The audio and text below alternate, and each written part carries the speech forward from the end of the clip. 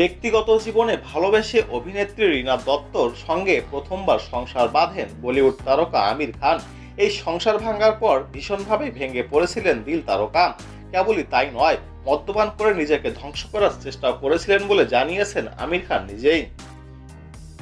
Instant বলিউডকে দেওয়া সাক্ষাৎকারে আমির খান বলেন, রীনার সঙ্গে বিচ্ছেদের পর প্রায় 2-3 বছর শোকগ্রস্ত ছিলাম। আমি কোনো কাজ করিনি, কোনো চিত্রনাট্যও শুনিনি।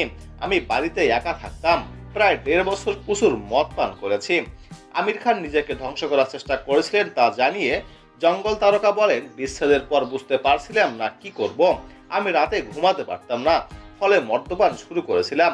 যে মানুষটি একেবারেই মদ্যপান করতো না, সেই আমি এমন হয়ে গেলাম যে দিনে পুরো 1 বোতল মদ পান করতাম।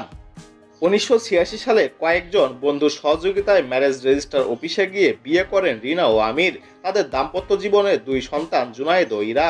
2002 সালে এই দম্পতির বিবাহ বিচ্ছেদ হয়।